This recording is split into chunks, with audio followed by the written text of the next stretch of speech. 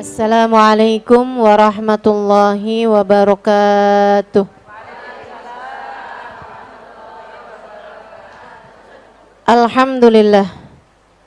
Wassalatu wassalamu ala Rasulillah Muhammad ibn Abdillah wa ala alihi wa sahbihi wa man wala. Subhanaka la ilma lana illa ma 'allamtana innaka antal alimul hakim.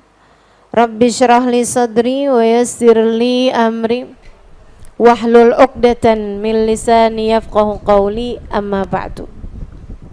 Alhamdulillah, kembali kita dipertemukan Allah Subhanahu wa taala dalam majelis yang mulia ini, dan sebelumnya kita akan awali seperti biasanya dengan membaca niat belajar bersama-sama. Mudah-mudahan ilmu kita pada hari ini menjadi ilmu yang bermanfaat, ilmu yang tak hanya didengar dengan telinga kanan kemudian keluar dari telinga kiri, akan tetapi menjadi ilmu yang didengar oleh kedua telinga kita, disimak dengan sepenuh pemikiran kita, Allah turunkan menjadi cahaya dalam hati kita, memandu seluruh anggota tubuh kita untuk membuat kita melewati hari-hari kita hidup di dunia dengan berbekal ilmu, dengan berbekal cahaya, insya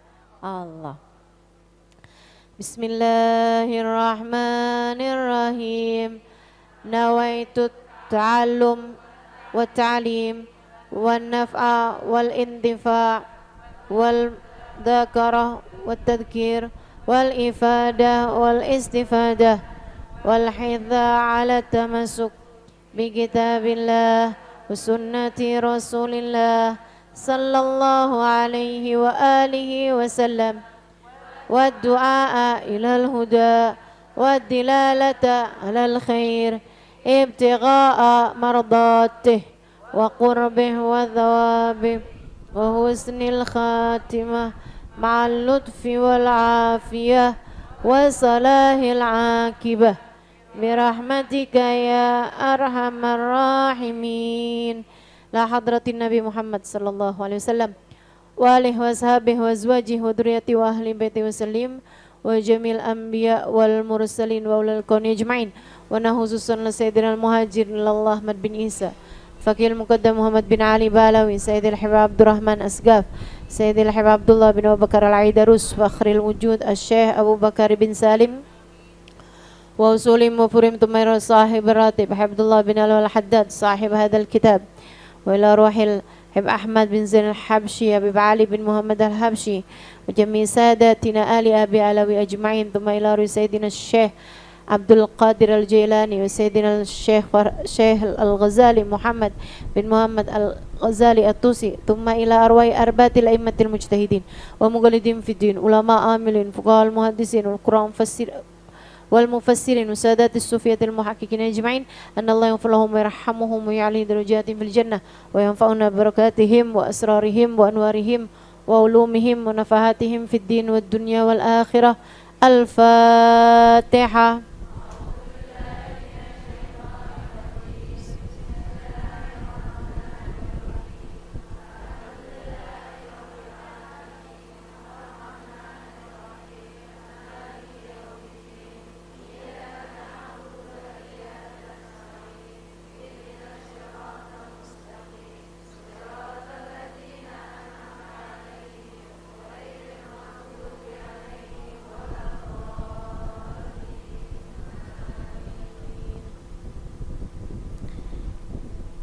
Bismillahirrahmanirrahim. Wa qala alaihi salatu wassalam, dan bersabda baginda kita Nabi besar Muhammad, Madi' bani ja'i'an ursila fi zuraibati ghanamin bi'afsad laha min hubbil mali wasyaraf fi dinir rajulil muslim. Madi' bani ja'i'an, tidaklah 2 ekor serigala yang sedang lapar dilepaskan fi zuraibati ghanamin, dalam sekelompok kambing, dalam segerombolan kambing, biafsad laha, lebih merusak, min hubbil mali wasyaraf, daripada cinta harta dan cinta jabatan, fi dinir rajulil muslim, pada agamanya seorang laki-laki yang muslim. Pemakna dzalik, itu hadisnya tadi sampai situ. Pemakna dzalik, keterangan dari beliau, artinya adalah anna hubbal mali wal jah, sesungguhnya cinta harta dan cinta kuasa, yufsidani dina sahibihima, lebih merusak kepada agamanya seseorang, aktsar mimma yufsidud di'banil ja'ian, lebih banyak daripada kerusakan yang bisa ditimbulkan oleh 2 serigala lapar, idza ursila fil ghanam, apabila dilepas di kawanan kambing-kambing. Jelas ini ya. Faman ishtadda hirsuhu alal jahi wal mal, maka siapa orang yang besar cintanya kepada jabatan, kepada pangkat, wal mal, ataupun kepada harta, wa talabil manzilah, dan juga mencari cinta manusia. Siapa yang besar ambisinya terhadap harta, terhadap kuasa, ataupun terhadap cinta, wa ta'zim fi qulubin nas, dan pengagungan di hati manusia, faqad ta'arrada bidzalik liafatin katsirah, maka dia telah mengajukan dirinya kepada banyak sekali penyakit-penyakit hati. Contohnya, kal kibri, seperti kesombongan, warriyai, dan riya, watazayyun, berhias-hias, menghias-hiasi diri, maksudnya pakai topeng lah ya gitu ya. Jadi kayak kelihatan jaga image. Jaim.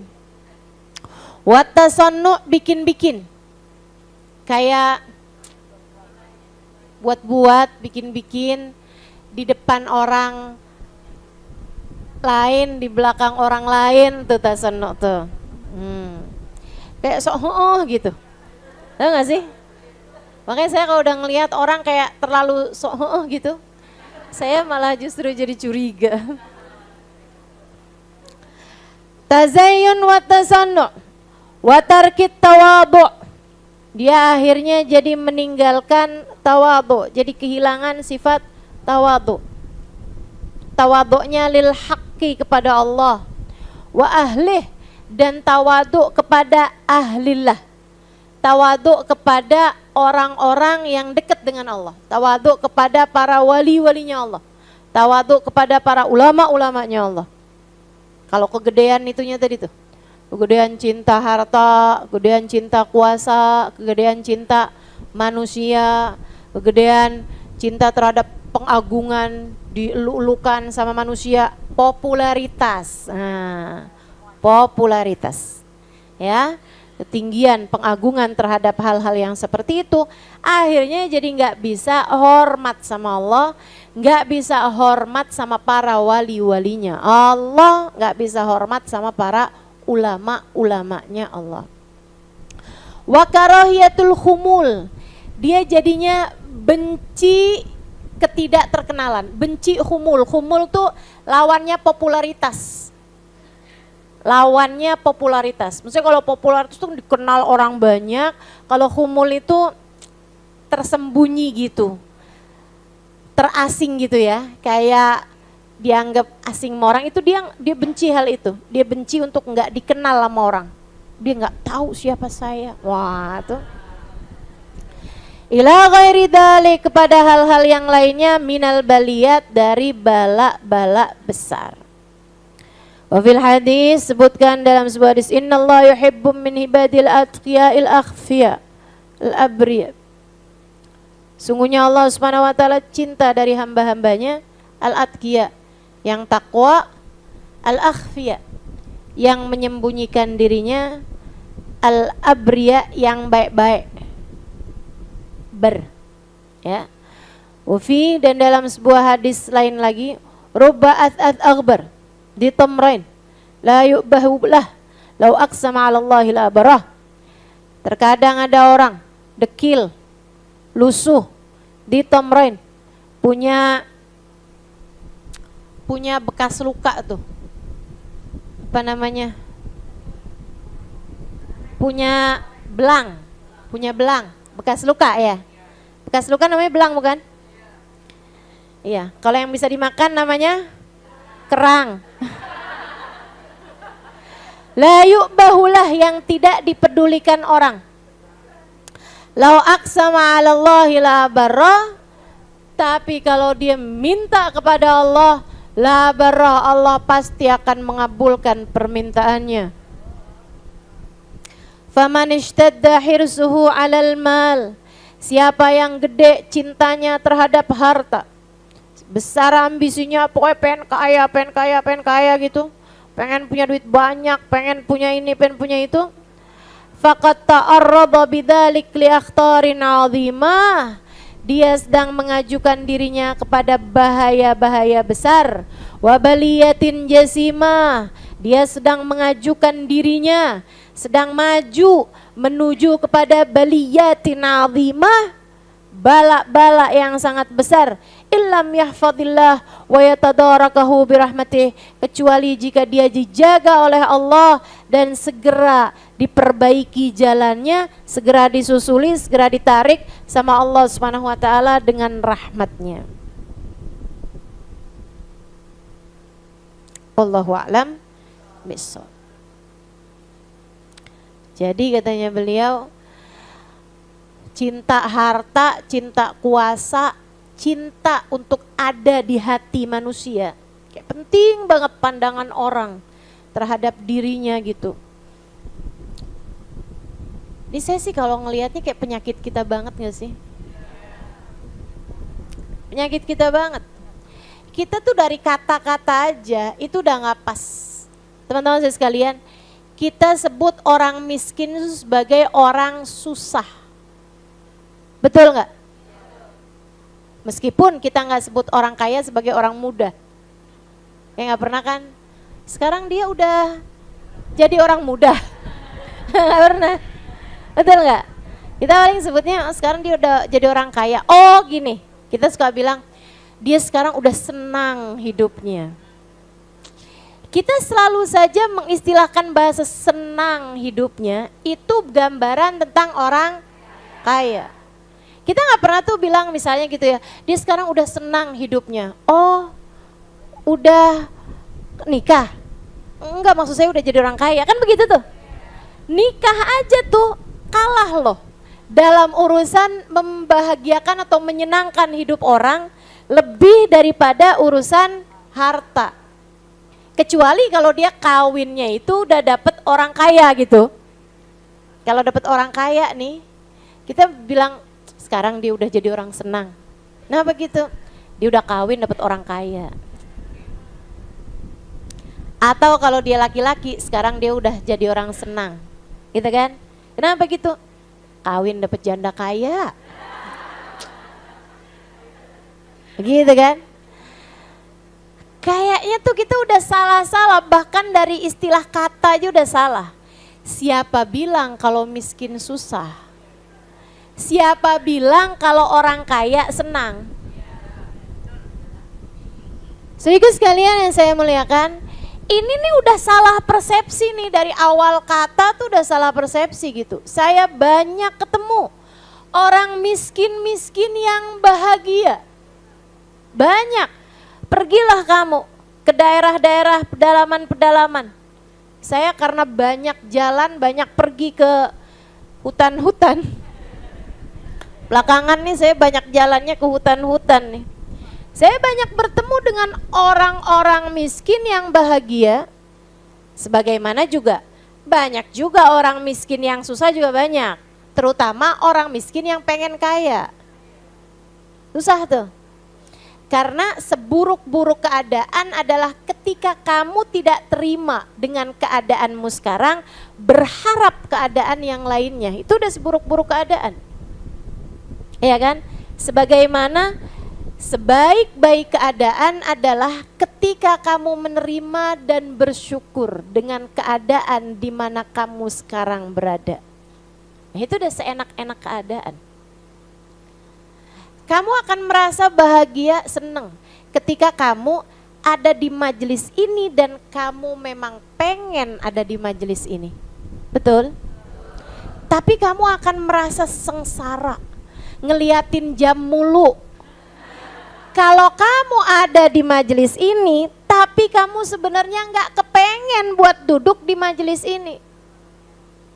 Hanya karena suami kamu suruh misalnya. Hanya karena ada seorang teman yang ngajakin dan kamu gak enak nolaknya misalnya. Begitu kan ya?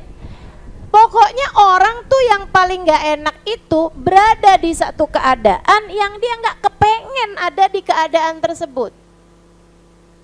Jadi bukan urusan berapa banyak harta yang dipunya, bukan. Bukan urusan berapa tinggi jabatan yang dipunya seseorang, bukan. Bukan seberapa banyak followersmu di media sosial, teman-teman. Bukan seberapa banyak kamu dikenal sama orang, saudaraku sekalian. Nih yang ngajinya udah lamaan di sini nih tahu betapa saya dulu dari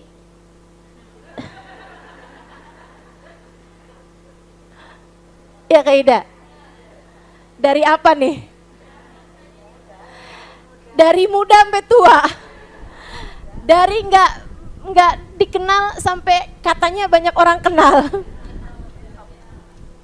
Dari nggak dikenal sampai viral. Dari yang hadir di majelis ini hanya berapa orang sih, bisa dihitung dengan jari. Jari tangan sama jari kaki saya nih nggak full. Dari yang di atas ini nih cuman beberapa soft, sampai sebanyak ini dan dengan juga apa namanya yang mengikuti secara live streaming juga ribuan orang. Teman-teman sekalian, dari yang begitu, dari yang asalnya begitu menjadi yang asalnya begini gitu. Saya merasakan untuk diri saya tidak banyak perbedaannya. Betul nggak? Nih yang ngikutin saya dari awal, kamu ngelihat perbedaan saya apa? Gak ada kan? Apakah kamu ngelihat sekarang saya pakai bajunya yang pakai ada gitu? Enggak ada, teman-teman sekalian. Gak ada bedanya gitu. Gak ada bedanya. Dari yang dulu sampai yang sekarang ya sama-sama aja. Karena memang apanya yang beda gitu, nggak ada yang beda. Hidup kamu juga seperti itu. Makanya kalau kamu mikir, saya memang lagi miskin ya, makanya saya tuh pelit gitu kan. Kalau saya kaya, saya akan dermawan. Saya nggak percaya. Dermawan itu tentang rasa hati, bukan tentang seberapa banyak yang kamu miliki. Orang yang dikasih sedikit aja pelit, apalagi dikasih banyak. Lebih pelit lagi dia. Maka gak usah lah sok-sokan. Ya Allah kasih saya harta. Kalau saya punya harta saya akan begini, begitu, begini, begitu. Kamu gak usah ngikut-ngikut sama orang-orang yang suka ngomong begitu per 5 tahun sekali.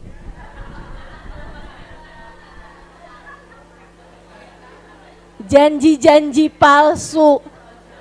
Lebih bahaya lagi dirimu itu janji palsu kepada Allah Subhanahu wa ta'ala. Kamu bilang kalau saya punya harta ya Allah, saya akan begini, saya akan begitu gitu.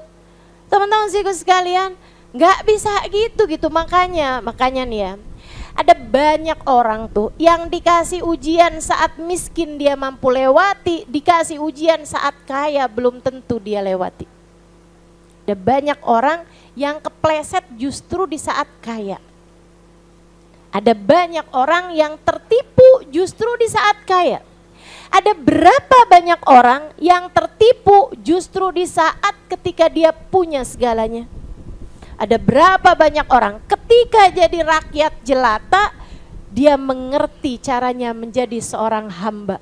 Akan tetapi ketika ia dinaikkan dengan menjadi seorang yang punya kuasa, ia pun lupa caranya menjadi seorang hamba, terlena dengan jabatan dan kuasa, merasa dirinya sesiapa. Bahaya, bahaya. Makanya teman-teman saya sekalian, saya hampir nggak pernah deh doain orang biar kaya. Saya doain orang biar utangnya kebayar, iya. Teman-teman tahu itu kan? Saya sering doain. Karena kesian saya sama orang punya utang.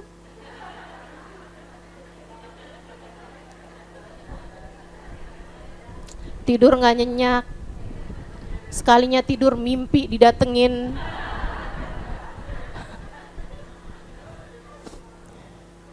Mimpi didatengin dinosaurus, tapi dinosaurusnya bilang, lunasi hutangmu. Masya Allah, susah bener. Makanya saya selalu doain gitu, orang punya utang biar bisa bayar utangnya. Tapi saya doain orang buat kaya, pernah denger gak? Gak pernah. Saya gak pernah doain orang buat kaya. Kenapa gitu? Kaya miskin tuh ujian. Sebagaimana ujian-ujian yang lain, saya juga gak akan doain kamu biar kena ujian. Betul gak? Saya gak akan doain kamu gitu, ya Allah ujilah dia ya Allah. Belum tentu sanggup melewatinya gitu. Makanya udahlah. Makanya seperti yang tadi, yang pernah beberapa waktu yang lalu saya sampaikan ya. Saya kalau ada orang minta gitu, Ustazah doakan saya biar terpilih. Salah, ada jangan minta doa sama saya. Jangan minta doa sama saya gitu urusan-urusan begituan. Karena kalau saya doain, bisa jadi gak terpilih. Kalau doa saya mustajab. Kenapa gitu? Karena saya mendoakannya untuk selamat dunia akhirat. Dan belum tentu punya kuasa bisa bikin orang selamat. Hisabnya tambah susah, hisabnya tambah susah. Teman-teman, hisabnya susah. Hisabnya jabatan tuh bukan main-main. Hisabnya jabatan tuh bukan main-main. Bahkan yang benernya aja nih, yang bener tapi dia nggak adil, bener nih, cuman maksudnya ada banyak hal yang dia nggak kerjakan dengan sebagaimana mestinya gitu. Itu datang lewat jembatan dalam keadaan pincang. Itu yang bener jalaninnya gitu. Gimana yang haram-haram dikerjakan. Misalnya dia udah ngerjainnya tuh dengan benar, tapi ya ada aja kan namanya ketimpangan, ya kan? Mesti ada aja gitu. Nah itu aja bisa mungkin untuk datang di akhirat nanti dalam keadaan pincang. Apalagi kalau dia tertipu dengan jabatan. Udah deh, serem. Makanya sampai ketika ada seorang, ini perlu nih saya sampaikan. Karena ini kan lagi masa-masa orang berebut-rebut jabatan nih. Saya sih bilangin ini buat ibu-ibu nih ya. Biar nggak nyalon. Kalau mau nyalon yang di situ aja, salon muslimah khusus perempuan. Sehingga sekalian, udah deh aman-aman kamu cari selamat aja udah. Dan saya juga menyarankanmu hal ini juga biar maksudnya kalau suamimu jadi ambisi terhadap jabatan dan lain sebagainya, kamu bisa jadi yang ngerem gitu. Jangan sampai kamu malah gimana caranya biar kita terpilih nih. Biar nanti saya bisa nenteng tas Hermes. Biar saya nanti bisa jalan-jalan ke luar negeri dengan gratis. Ininya adalah apa tuh bahasanya biasanya? Dinas luar negeri. Ya, kayak mau belajar gitu kan dari negara yang lain. Waduh, bahaya tuh teman-teman, bahaya udah deh. Saya harus ceritakan ini cerita pernah disampaikan Sayyidil Habib Umar bin Hafid. Ada satu gubernur di Hadramaut, gubernurnya Hadramaut. Waktu itu kata Habib Umar, Hadramaut itu kegubernurannya itu adanya di Sewun, ibu kotanya gubernur, ibu kotanya provinsi adanya di Sewun. Sekarang ganti di Mukalla. Waktu ibu kota provinsinya itu di Sewun, ada gubernurnya Sewun ini taubat kepada Allah, maksudnya kayak pengen sekarang mendekat kepada Allah gitu dan meninggalkan jabatannya. Beliau datang kepada salah satu habaib yang paling terkemuka zaman itu, saya nggak ingat namanya, mohon maaf. Dia datang kepada Habib tersebut, dia bilang, Bib, saya ini mau tinggalkan semuanya nih, saya mau ikut apa kata Habib. Saya pengen jadi hamba Allah yang benar, Bib, saya mau tinggalkan semua ini, Bib. Saya mau konsentrasi urusan akhirat saya sendiri, Bib. Ya. Saudaraku sekalian saya muliakan, Habib tersebut kemudian ngasih arahan sama dia beberapa hal. Misalnya, harta kamu silahkan tuliskan semuanya. Nanti kamu cari orang yang bisa amanat, minta harta kamu itu untuk kamu sedekahkan, kecuali yang seukuran kebutuhan kamu, yang memang sangat mendesak untuk masa sekian, gitu. Untuk misalnya kayak 1 tahun gitu. Terus pergilah kamu ke Mekah, nanti saya akan utuskan, datanglah kamu kepada salah satu habaib yang ada di Mekah gitu, kamu hajilah, umrohlah, kemudian tinggallah di sana gitu bersama dengan Habib itu. Maksudnya rumahnya jangan jauh-jauhan sama beliau, kamu belajar terus ini apa segala macam, ngaji lah gitu sama Habib tersebut. Terus dia bilang, baik Bib, akan saya laksanakan. Terus dia nanya gitu, terus Bib, ini kalau saya pergi, saya bawa keluarga saya, ini yang jadi gubernur nih, saya suruh siapa nih Bib nih? Saya serahkan kepada Habib, dia bilang, atau kepada misalnya kayak anak Habib atau ponakan Habib yang Habib rasa bisa untuk itu. Habibnya bilang, Amalja, simak. Ini cerita disampaikan guru kami, Sayyidil Habib Umar bin Hafid. Fa'amalja, adapun pangkat kekuasaan sebagai gubernur yang kamu maksud, saya tidak tertarik darinya, dan saya tidak akan mau, nggak rela, nggak ikhlas saya kalau ada salah satu dari anak-anak saya ataupun anak murid saya yang kena bala dengan hal tersebut. Saya bahkan tidak rela itu saya berikan kepada keledai saya sekalipun.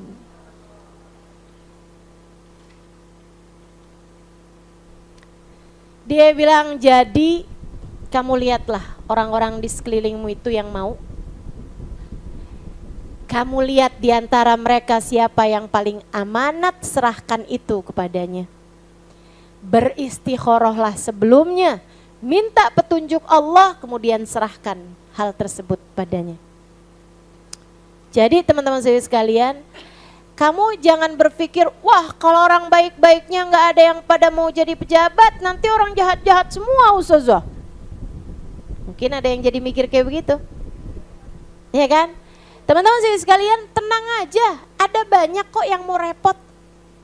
Saya cuman berharap kamu, saya, dan orang-orang yang kita cintai nggak usah repot-repot, gitu.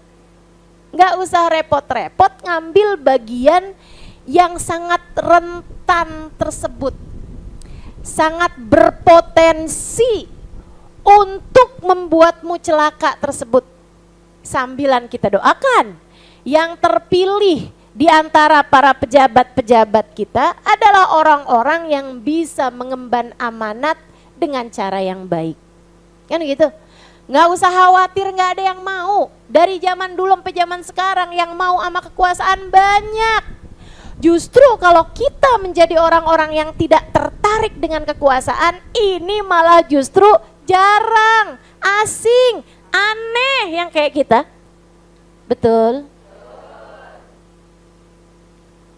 Saudara sekalian saya muliakan, kira-kira kalau saya nyalon kepilih nggak?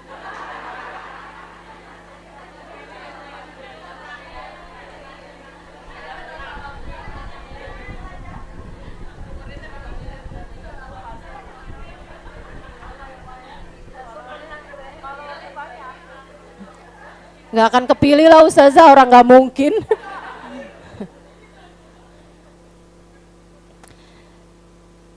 Kami bahkan tidak rela hal itu kami berikan kepada keledai kami. Tuh sampai segitunya tuh. Ya Allah, mudah-mudahan Allah selamatkan kita semua. Amin ya rabbal alamin. Emang apa ya, potensi sombong, potensi hal-hal kayak gitunya tuh besar banget teman-teman. Belum lagi potensi dosa, potensi suap, potensi korupsi, potensi apa lagi? Pokoknya ada semua, banyak banget tuh dosa-dosanya tuh. Potensinya tuh banyak banget gitu. Makanya emang udahlah, bismillah, insyaallah. Kita hidup sebagai rakyat jelata aja. Kita nih ya, dihisab sama Allah atas tanggung jawab kita sendiri aja nih, belum tentu lulus loh. Belum tentu lulus. Kullukum ra'in wa kullukum mas'ulun an ra'iyatih. Kata Nabi Muhammad, semua dari kalian adalah penggembala. Dan semua penggembala hanya akan dimintai tanggung jawab atas gembalaannya. Itu kata Nabi Muhammad, kullukum ra'in, kullukum mas'ul an ra'iyatih. Maksudnya gimana Rasul? Seorang ayah akan dimintai tanggung jawab dari istri dan anak-anaknya. Seorang majikan hanya akan dimintai pertanggungjawaban terhadap orang-orang yang bekerja di bawahnya. Sehingga sekalian, ibu akan dimintai pertanggungjawaban terhadap anak-anaknya. Datang seseorang kepada Nabi Muhammad, ya Rasulullah, saya tidak punya istri, saya tentu saja nggak ada anak, saya seorang perempuan katanya Bapak. Datang seorang perempuan kepada Nabi, dia bilang, ya Rasulullah, saya seorang perempuan, saya udah nggak punya suami, saya nggak punya anak. Berarti saya nggak akan dimintai pertanggungjawaban atas apapun kan wahai Rasul? Takut dia. Kata Nabi Muhammad, sesungguhnya matamu adalah amanat. Allah akan mintai pertanggungjawaban atas apa yang diperbuatnya. Sesungguhnya tangan kakimu adalah amanat. Allah akan mintai pertanggungjawaban atas apa yang diperbuat oleh keduanya. Sesungguhnya lisanmu adalah amanat. Allah akan bertanya tentang apa yang kamu gunakan dengannya. Sesungguhnya waktu yang Allah berikan kepadamu adalah amanat. Allah akan pertanyakan kepadamu bagaimana kamu menggunakannya. Ini andai nggak punya banyak harta, kita akan dimintai pertanggungjawaban atas waktu kita, atas anggota tubuh kita. Ini aja kita belum tentu selamat teman-teman saudaraku sekalian. Ini aja kita belum tentu selamat. Masya Allah. Inna sam'a wal basara wal fuada kullu unaika kana anhu mas'ula. Nabi Muhammad kemudian membacakan firman Allah Subhanahu wa taala yang tadi saya baca. Sesungguhnya sama pendengaran, wal basar penglihatan, wal fuad rasa hati. Kullu ulaika kana anhu mas'ula.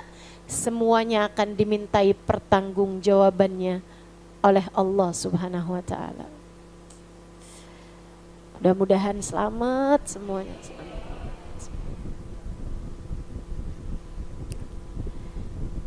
Kita nih ya, baju banyak,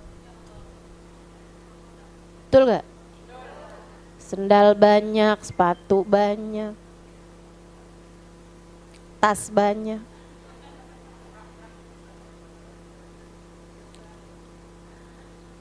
Harganya itu juga akan dihisab sama Allah. Gitu kan? Biar kata murah juga semuanya akan dihisab sama Allah. Kamu ngambil lebih daripada apa yang kamu perlukan gitu. Ya Allah, mudah-mudahan Allah baguskan di niat, Allah baguskan di cara kita mendapatkan harta kita insya Allah. Dan Allah karuniakan kepada hati kita qanaah terhadap apa yang kita punya. Dan kedermawanan untuk berbagi terhadap apa yang kita punya. Amin ya Rabbal Alamin. Sehingga kita diberi kemudahan untuk menjalani hisabnya kelak insya Allah. Jadi kata Nabi Muhammad kayak gitu tuh. Di'ban ja'ian ursila fi zuraibati ghanamin. Dua ekor serigala lapar banget. Itu kan dia nggak lapar aja, maksudnya lapar biasa aja gitu, atau nggak lapar. Dia tuh kalau ngelihat kambing diterkam teman-teman. Serigala itu, karena serigala itu adalah binatang buas. Binatang buas itu dia akan menerkam atau apa sih namanya? Iya, memangsa. Ya. Saya gaya nggak tuh? Ingat bahasa Arabnya nggak? Ingat bahasa Indonesianya? Saya ingat bahasa Arabnya gitu ya, bahasa Indonesianya memangsa. Sehingga sekalian dia akan memangsa binatang-binatang yang lebih lemah daripada dia, kayak kambing, kucing, ayam gitu kan. Serigala nih, kelinci gitu, kancil. Nah itu dia akan memangsa binatang-binatang tersebut, bahkan tidak dalam keadaan lapar. Nah ini nih lapar banget. Ceritanya dia bisa berada di kawanan serigala, di kawanan kambing. Waduh, udah tuh. Siap-siap aja tuh. Entar yang ini pincang kambingnya, yang satu lagi mati, yang satu lagi, pokoknya udah ngerusak tuh. 2 ekor serigala itu tadi merusak kawanan gerombolan kambing-kambing sebab dia sedang sangat lapar. Kata Nabi Muhammad, tuh ibaratnya 2 ekor serigala itu, yang satu harta, yang satu kuasa. Si kambing-kambing itu ibaratnya agama seseorang. Ibadah kamu, hubungan kamu sama Allah, hubungan kamu sama Rasulullah, hubungan kamu sama orang tua, hubungan kamu sama saudara, kebaikan hati kamu, keadaan hati kamu, ilmu kamu gitu. Ibadah kita nih yang kita persiapkan buat menghadap Allah Subhanahu wa taala. Begitu kemasukan cinta harta, cinta kuasa, dirusak agama kita lebih daripada dirusaknya kawanan gerombolan kambing tadi oleh 2 ekor serigala yang sedang kelaparan. Tungguin aja, rusak semuanya.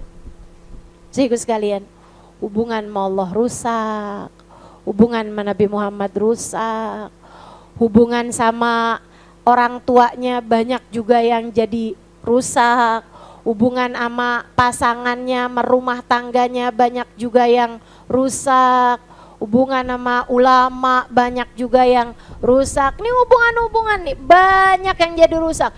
Banyak hubungan rusak antara saudara sama saudaranya. Teman-teman sekalian, coba nih saya tanyain, Berapa banyak sih yang dirusak karena misalnya saya sebel sama saudara saya. Kenapa? Hafalan Qur'annya lebih banyak daripada saya. Ada yang begitu? Nggak pernah. Saya nggak pernah lihat kayak gitu.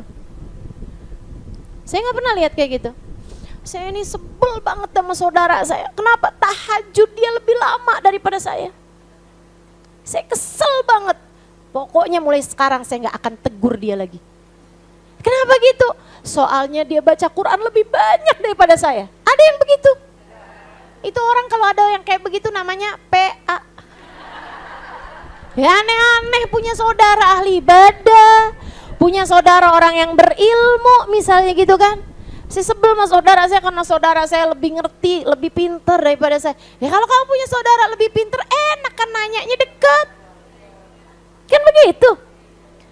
Sehingga sekalian saya nggak pernah lihat tuh yang begituan. Akan tetapi berapa banyak kita dengar. Berapa banyak kita dengar, jangan sampai kamu salah satunya. Jangan sampai kamu salah satunya. Yang kepisah dari saudara, saling benci sama saudara gara-gara rebutan harta. Gara-gara rebutan warisan, sampai bisa jeblosin saudaranya ke penjara. Kamu muslim, kamu muslimah, teman-teman saudaraku sekalian. Jangan mau jadi orang kayak begitu. Jangan mau hidupmu dirusak sama harta. Jangan mau hidupmu dirusak sama kekuasaan, sama jabatan. Tidak ada yang lebih berharga daripada agamamu. Tidak ada yang lebih berharga daripada hubunganmu dengan Allah Subhanahu wa ta'ala. Gak ada harga yang cukup untuk membayar kehilanganmu terhadap saudaramu, meski harta seisi dunia sekalipun. Karenanya berulang saya sampaikan padamu, kalau ada saudaramu merebutkan warisanmu, kasih. Kenapa gitu? Karena lebih baik kehilangan harta daripada kehilangan saudara. Harta bisa dicari, teman-teman. Harta bisa dicari. Tenang, Allah kalau lihat hatimu mau melepaskan sesuatu yang diperebutkan saudaramu, kamu lepaskan hal itu, kamu berikan kepada saudaramu dalam keadaan halal. Lillahi ta'ala, karena Allah Subhanahu wa ta'ala. Hatimu lega kamu berikan kepada saudaramu, lillahi ta'ala, karena Allah Subhanahu wa ta'ala. Mustahil Allah tidak menggantikan untukmu dengan yang lebih baik. Mustahil. Saya menjaminkannya untukmu. Saya menjaminkannya untukmu, saudaraku sekalian. Percayalah jaminan saya. Ada orang-orang yang mau merebut hartamu dari orang-orang yang dekat denganmu. Ayahmu misalnya, anakmu misalnya gitu kan, kasih. Lebih baik kehilangan harta daripada kehilangan keluarga. Lebih baik kehilangan harta daripada kehilangan keluarga. Jelas ya? Berat bener Ustazah, kan mau naik kelas. Emang gitu kok, kan mau ke naik kelas. Alhamdulillah sih Ustazah, keluarga memperebutkan harta sih nggak ada Ustazah. Yang ada adalah saya. Kamunya gitu memperebutkan harta. Ya Allah, jangan dong. Jangan. Itu nyeselnya sampai ke ubun-ubun, teman-teman. Nyeselnya tuh senyesel-nyeselnya tuh. Pokoknya jangan. Nih ya, terhadap urusan warisan. Ini saya bilangin nih. Ya ini nyata nih. Ini pengalaman beneran disampaikan oleh guru-guru kami. Dan memang kita lihat juga dalam keseharian kehidupan umat manusia nih.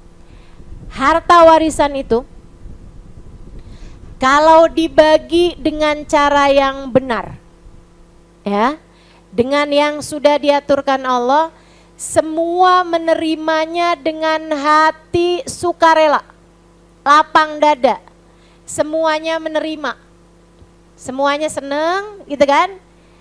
Itu akan jadi harta yang paling berkah. Dipakai usaha enak, dipakai ini enak, pakai itu enak. Lihatin aja, lihatin aja. Salah satu dari abrokul amwal, salah satu dari harta paling berkah tuh, melanjutkan usaha keluarga.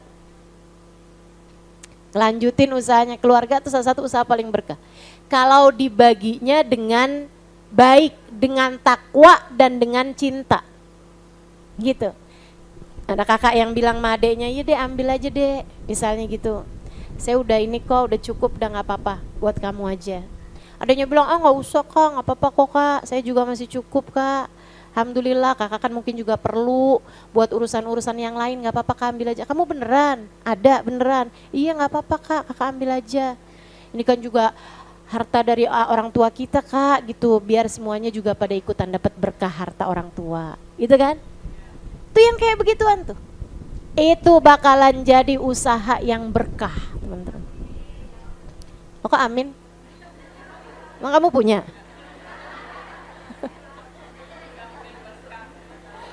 Pokoknya ibu-ibu nih ya, asal dengar kata berkah, surga, terserah konteksnya apa, yang penting amin dulu dah.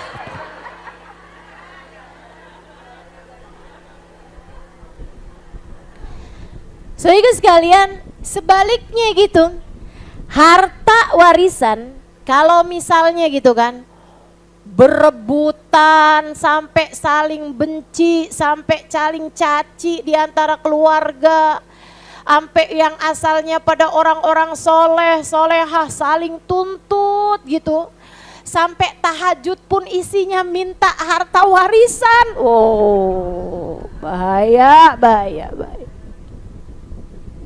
Bahaya tuh. Kalau udah kayak begitu tuh, tahajud minta menang di pengadilan urusan warisan. Kalau menang pengadilan maksudnya apa? Saudara kamu penjarakan dan kamu minta gitu sama Allah Subhanahu wa taala. Saudaramu nggak dapat apa-apa dari harta warisan, kamu minta itu kepada Allah. Kezaliman macam apa yang sudah kamu lakukan itu, teman-teman?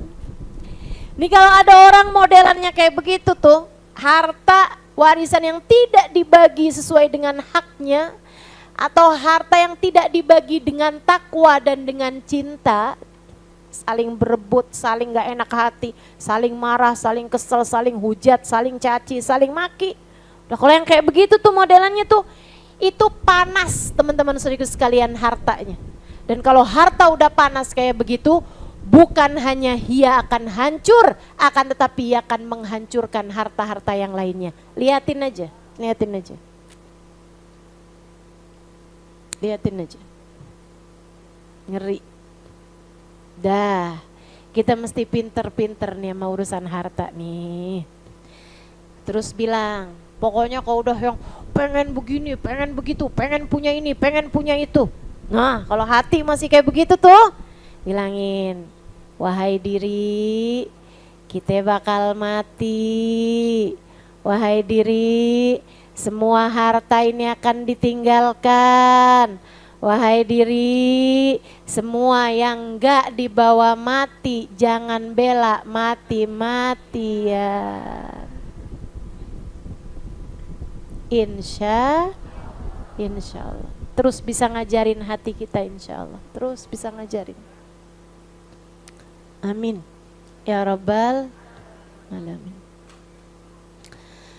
Sehingga sekalian saya muliakan, kalau hamba-hamba tercinta di sisi Allah ceritanya kayak gimana? Oh, gak gitu. Mereka rebutan harta. Wah, aneh banget, aneh banget. Gak mungkin banget. Ustazah ada tuh ustazah. Ulama ustazah rebutan harta. Maaf teman-teman saudara sekalian, yang saya sampaikan sebagai orang-orang soleh nih, belum tentu yang hafal banyak hadis. Kebaikan ini urusan kebaikan hati. Kebaikan ini adalah urusan bagusnya hubungan antara hamba dengan Allah Subhanahu wa taala. Orang yang pandai, orang yang baik, dalam pemikiran kami, dalam pemikiran saya yang sudah saya ambil dari para guru-guru saya, adalah orang yang baik menjadi hambanya Allah. Yang kata Allah dalam Al-Quran, wal mu'minuna asyaddu hubban lillah. Wal mu'minuna asyaddu hubban lillah. Saya kalau baca ayat ini saya sedih bener sama diri saya sendiri. Saya kayak yang, kok saya belum masuk ya dalam ayat ini gitu. Allah bilang wal mu'minun, orang yang beriman, kamu termasukkah di situ? Cirinya adalah asyaddu hubban lillah, gede cintanya kepada Allah. Dia akan serahkan apapun buat Allah.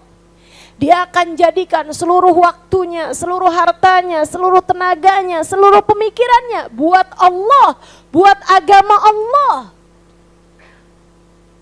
Kita masih cinta sama dunia, masih cinta sama harta, masih cinta sama manusia yang seringkali lebih besar daripada cinta kita kepada Allah.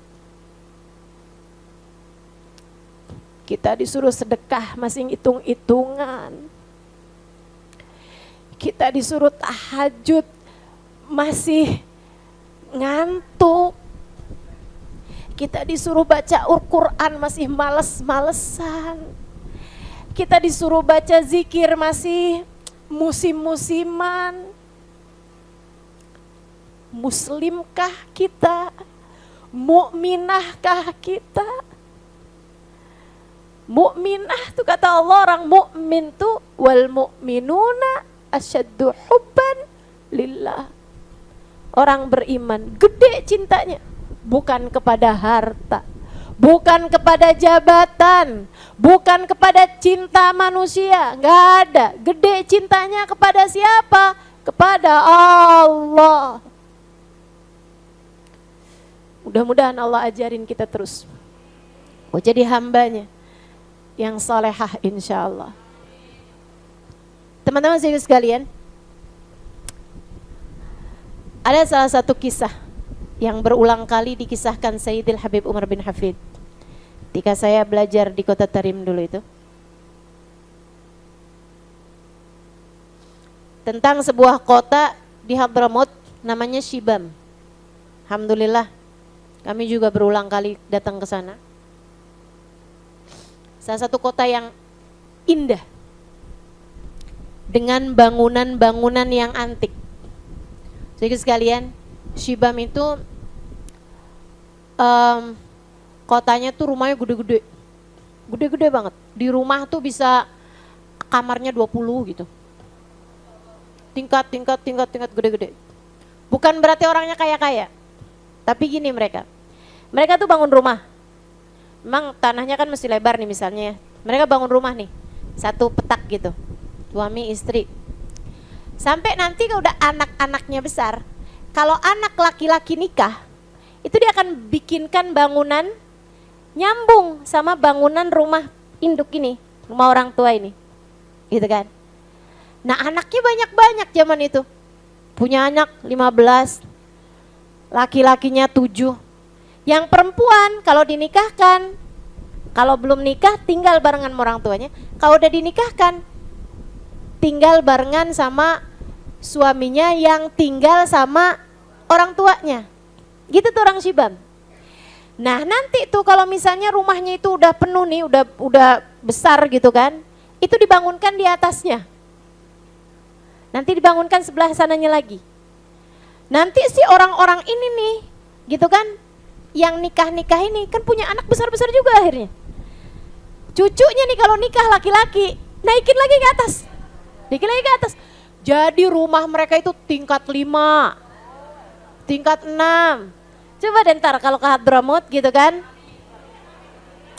jalan-jalan ke Shibam. Iya. Nggak, itu urusannya bukan cuma harta kok. Saya berangkat ke Hadramaut juga bukan kaya teman-teman.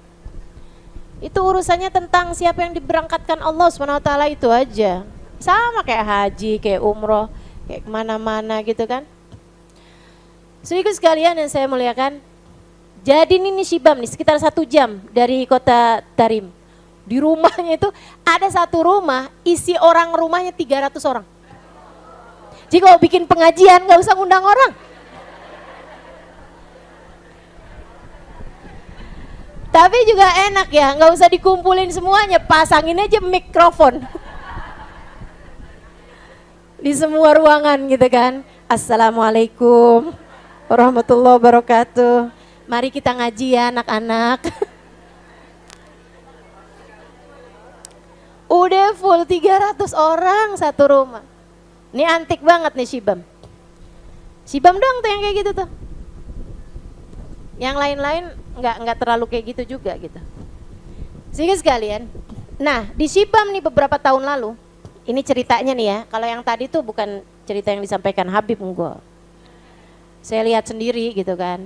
Saya heran gitu. Lu rumah orang gede-gede amat ya. Ternyata 3 generasi. Dari kakek ke anak ke cucu, dan cucunya juga udah berkeluarga gitu, 3 generasi tinggal di situ. Nah, teman-teman sekalian, yang diceritakan Sayyidil Habib Umar, dan ini berulang kali, bolak-balik, bukan 1 kali pertemuan gitu. Kayak saya kan juga sering, ada beberapa cerita yang saya sampaikan berulang-ulang. Bisa jadi itu karena penting ceritanya, sangat menginspirasi, perlu untuk didengar. Bisa juga karena ibu itu butuhkan pelupa.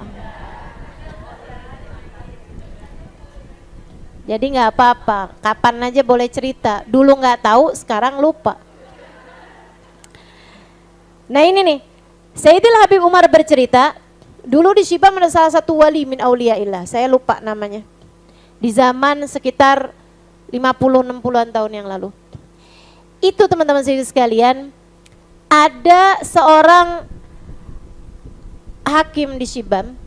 Dia itu ditugaskan jadi hakim, tapi nggak pernah mengadili siapapun. Jadi dia kayak ngerasa makan gaji buta gitu. Karena permasalahannya umat selesai dengan ayat Al-Quran yang memerintahkan orang untuk islah dzatul bain wa aslihu dzata bainikum. Berbaik-baiklah, berdamai-damailah bersama dengan saudara-saudari kalian, yang damai, yang enak, yang adem. Jadi setiap kali ada masalah, astagfirullah, kan Allah bilang fa aslihu dzata bainikum, dah gitu. Saya maafin, deh gitu aja tuh. Ini masalah orang Shibam nih. Sampai si hakimnya ini nih jadi ngerasa kayak makan gaji buta. Saya nih dibayar tiap bulan gitu. Akan tetapi kok saya ini nggak pernah kerja gitu. Saya kangen juga pengen kerja nih. Sampai satu hari ada orang yang mengajukan tuntutan. Datang ke meja pengadilan. Waduh, girang banget ya. Alhamdulillah, akhirnya saya nggak jadi makan gaji buta. Itu udah berbulan-bulan nganggur tuh dia jadi hakim. Jadi dia pun bikinlah meja pengadilan gitu kan, dipakai tuh ruangannya tuh, ruangan pengadilan kota Shibam. Ada penuntut, ada tersangka gitu ya. Ya, ada penuntut, ada tersangka, terdakwa, belum tersangka dong, terdakwa. Ada penuntut, ada terdakwa. Ada saksi-saksi, ada juri, gitu ya. Ada pembela, iya. Ada saksi, ada pembela, sama ada hakim. Hakim inilah yang memutuskan. Teman-teman saya sekalian, jadi sidang pun dimulai. Silahkan siapa nih penuntutnya nih? Saya Pak Hakim. Ya silahkan Pak. Jadi gini ceritanya nih Pak Hakim. Saya ini Pak Hakim sebagai pihak pertama. Saya ini beli tanah Pak Hakim sama pihak kedua. Bapak ini nih terdakwa. Oh iya. Terus Waktu saya udah selesai nih Pak Hakim, belinya nih udah saya tanda tangan semuanya nih, udah lengkap nih. Udah kan jadi milik saya nih Pak Hakim tanahnya kan. Saya bangun dong Pak Hakim. Waktu saya bangun, kan saya beli tanah nih Pak Hakim ya, inget ya, saya beli tanah nih kan. Saya beli tanah aja loh Pak Hakim. Saya bangun tuh tanah, kan saya gali nih Pak Hakim. Tahu-tahu cangkul saya nih kena barang keras Pak Hakim. Saya pun lihat, ternyata Pak Hakim saya buka ada kotak di dalamnya. Kotaknya saya buka isinya emas Pak Hakim. Kan saya cuman beli harta, cuman beli tanah Pak Hakim. Dan saya udah bayar nih kan karena saya beli tanah nih. Jadi si emas itu tadi Pak Hakim, saya bawa ke rumah dia dong. Ke rumahnya dia nih Pak Hakim. Dia nggak mau Pak Hakim. Nggak bisa gitu dong ceritanya. Pak Hakim tinggal yang gimana?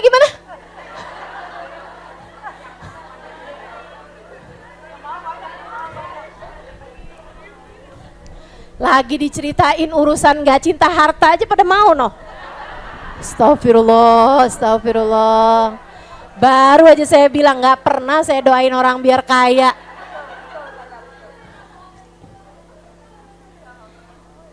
Akhirnya Pak Hakimnya nanya sama dia, betul apa yang didakwakan?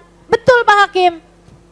Sekarang saya akan mendengar dari sebelah kamu nih. Gini Pak Hakim, kan saya udah jual Pak Hakim tanahnya.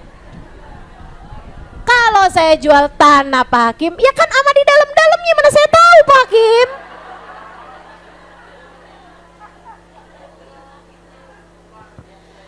Kalau ada apa-apa itu kan metu harta ama tuh tanah, ya saya mana nggak tahu Pak Hakim. Kalau ternyata tanahnya kagak subur, kalau ternyata tanahnya apa, kan itu kan juga jadi masalahnya dia. Nah kalau ternyata di dalamnya ada harta, ya itu juga punya dia, udah dia beli. Jadi saya balikin lagi Pak Hakim, saya udah nggak punya hak apa-apa terhadap tanah itu, saya udah jual. Karena ditemukannya kan sama dia udah beli, tanah itu jadi punya dia dong Pak Hakim, gimana ceritanya jadi punya saya? Gimana tuh? Seru ya. Orang-orang soleh tuh yang kayak gitu tuh, masuk surga gampang tuh pantes. Masuk surga Firdausul A'la tuh pantas yang kayak begituan modelnya. Wal mu'minuna asyaddu hubban lillah. Gede mereka cintanya kepada Allah ama harta, ama jabatan, ama cinta manusia. Gak ada apa-apa bagi mereka. Saudaraku sekalian saya muliakan. Mereka tiba-tiba ngide, Pak Hakim gini aja deh menurut saya Pak Hakim. Gimana nih? Kan bukan dia, buat dia juga dia nggak mau. Buat saya juga saya nggak mau. Gimana kalau buat Pak Hakim aja?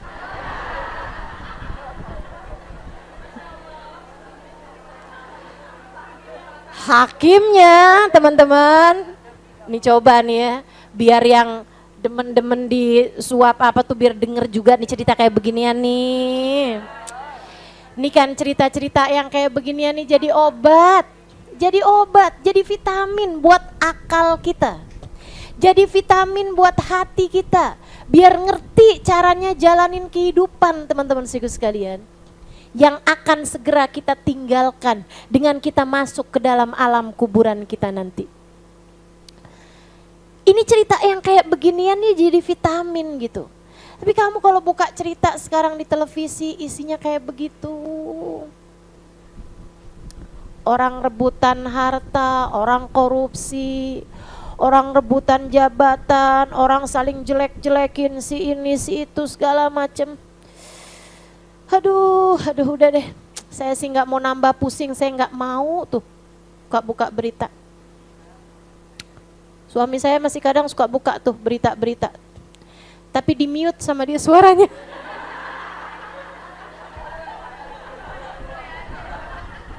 Aneh-aneh aja emang, ya Allah. Terus dia suka nanya, itu ngomong apa ya? Nanyanya sama saya. Aneh-aneh aja. Itu kira-kira ngomong apa ya, Dek? Saya bilang, mana saya tahu. Barangkali kamu bisa baca bibir. Kocak. Saudara sekalian saya muliakan. Jadi kata mereka, gimana kalau buat Pak Hakim aja? Kata hakimnya, ya Allah, satu nggak mau bala, yang satu nggak mau bala, kalian mau timpakan balanya buat saya? Keren, keren. Cara nilai hartanya keren, keren. Pengen tuh saya jadi orang keren-keren macam mereka. Pengen saya. Saya nggak pengen jadi orang-orang keren yang orang-orang sebut keren itu. Apa? Oh, terbang pakai pesawat, duduknya di eksekutif, di bisnis. Keren menurut kamu? Enggak. Menurut saya enggak. Nyampainya sama aja.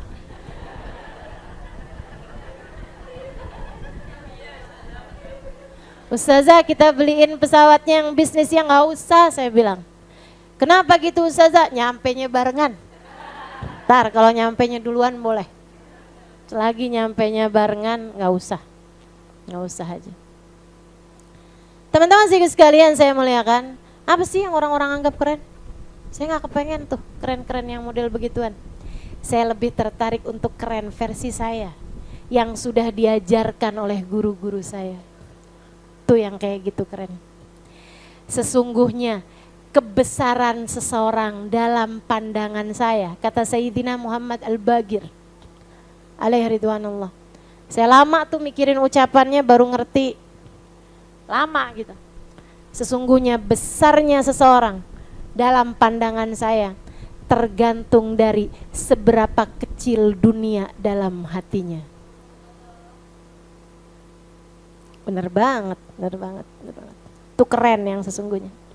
Semakin kecil dunia di hati seseorang, semakin besar pula lah orang tersebut nilainya dalam pandangan Allah dan dalam pandangan para wali-walinya Allah SWT. Akhirnya gimana tuh ceritanya tadi tuh? Belum kelar kan? Kasihin ke hakim, hakimnya nggak mau.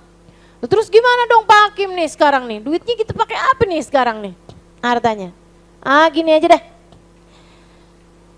Pak, si bapak pihak pertama, kamu punya anak laki-laki yang di usia nikah? Nggak punya sih, tapi anak perempuan punya. Oke.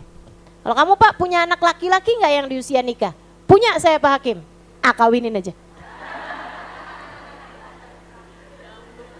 Kawinin. Keluarkan dulu buat zakatnya. Zakatnya banyak teman-teman. Kalau harta nemu kan itu harta karun. Zakatnya 20%.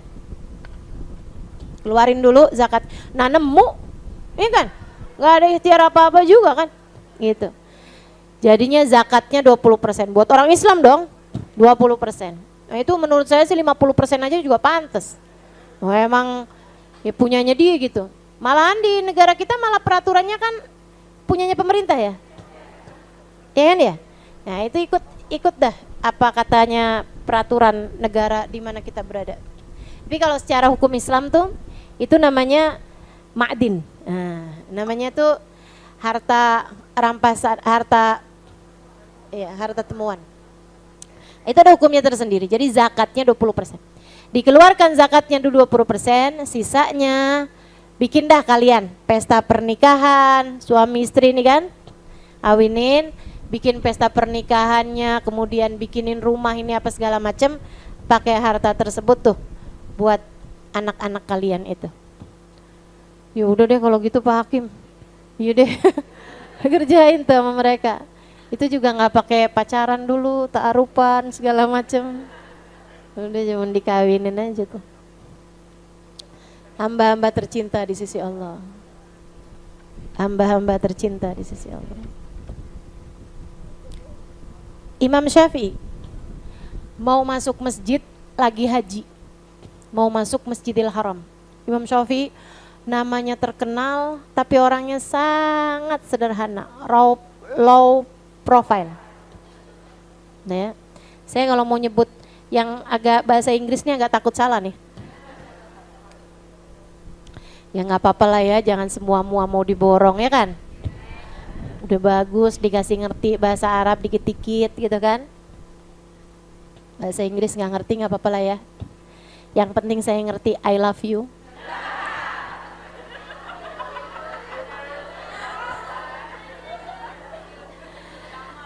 Teman-teman sekalian, akhirnya Imam Syafi'i ini mau masuk ke masjid, di Masjidil Haram nih.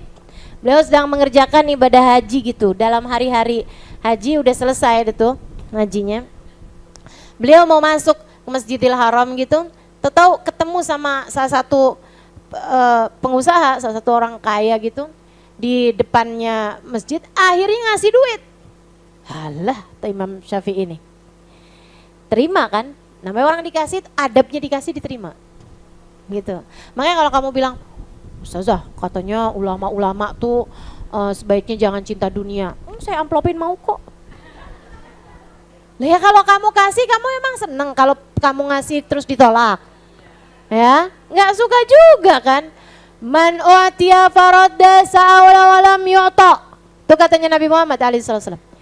Perkara kamu habis itu ngasih lagi kepada orang lain tuh urusan lain.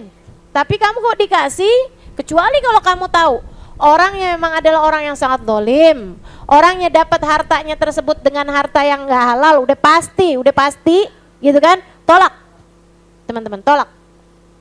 Kamu udah tahu nih, orangnya kerjaannya punya pabrik ekstasi, nggak mungkin ngaku juga ya.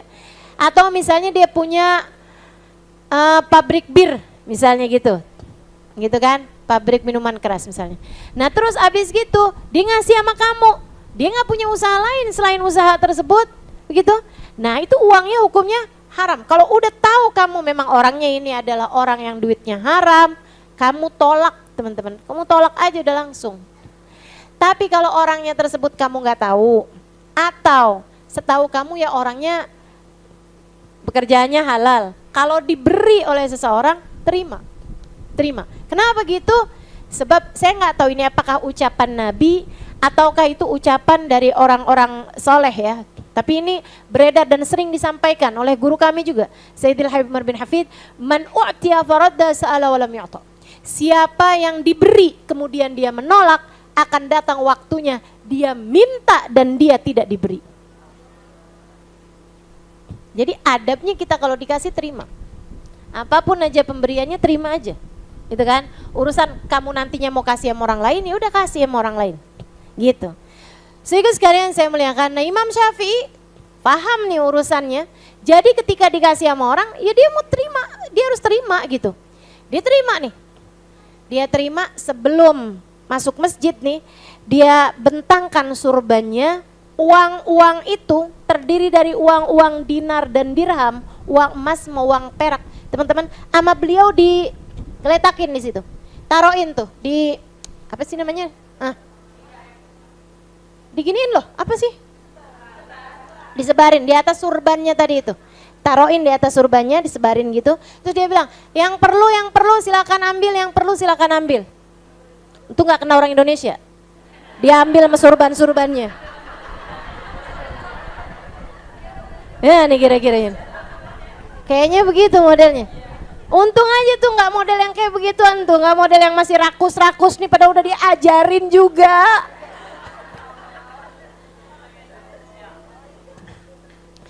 Sehingga sekalian saya mulai sampai udah mau hatam nih kitabnya nih. Hati kita masih di situ-situ juga. Masih di urusan harta juga, cintanya masih nggak gerak juga dari dalam hatimu. Nih kayaknya Imamul Haddad nih mesti ngajarin apa lagi nih. Ya Allah, ya Allah. Zaman itu teman-teman, itu nggak semua orang lewat ngambil.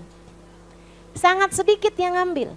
Jadi orang lewat gitu, silakan, silakan, silakan, yang tertarik silakan, silakan, orang lihat gitu. Masuk aja gitu. Kecuali yang dia ngerasa perlu gitu. Itu pun ngambilnya yang kayaknya satu aja deh gitu. Kayaknya masih banyak yang lebih perlu dari saya. Ngambil deh satu aja. Memang miskin banget, keluarganya banyak, ada yang ngambil dua gitu. Imam Ghazali iniin aja, Imam Syafi'i biarin aja tuh. Sampai lama baru habisnya habis, subhanallah. Habisnya habis sama Imam Syafi'i. Ini scene ini nih, kayak adegan ini nih, bagian ini nih keren banget sih menurut saya. Imam Syafi'i kibas-kibasin sorbannya sambil bilang gini, alhamdulillahilladzi khallasana min hadza. Makasih ya Allah, saya udah diselesaikan dari urusan kayak ginian. Masuk ke dalam masjid, ya Allah kerennya. Itu keren dalam pandangan saya. Itu keren yang sesungguhnya. Semoga Allah jadikan kita orang-orang keren, teman-teman. Habis itu Ustazah doain saya kaya. Iya. Balik lagi.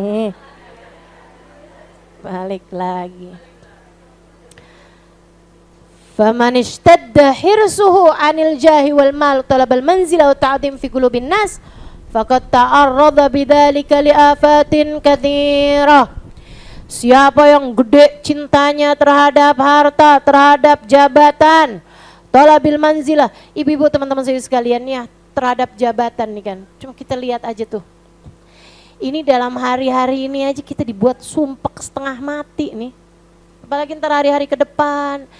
Saya cuman kesian aja tuh sama orang-orang. Sampai mau-maunya bohong, mau-maunya menghalalkan segala cara. Ya Allah teman-teman. Sampai yang waktu pemilihan gubernur tahun kapan itu bener-bener loh. Ada gitu orang-orang yang memang didatengin orang-orang serangan fajar tuh sehari. Siangnya itu pemilihan tuh, paginya itu serangan fajar katanya istilahnya. 1 suara 1 juta. 1 suara 1 juta. Ya ampun. Tuh enaknya kalau kayak gitu gimana tuh Ustazah? Soalnya ada yang bilang ambil uangnya jangan coblos orangnya. Enggak sih, saya enggak setuju. Jangan terima uangnya. Ya kan begitu ya? Uang haram teman-teman. Kamu mau dia ngerusak harta kamu yang lain? Naudzubillah min dzalik, naudzubillah min dzalik. Udah nggak usah deh gitu, nggak usah, jangan terima. Kita nggak perlu gituin, kita nggak perlu. Jangan mau hanya untuk sekedar itu ya, hanya untuk sekedar kamu bisa biar dapat uang, kemudian kamu mau-maunya gitu, nerima uang yang haram kayak begitu. Jangan.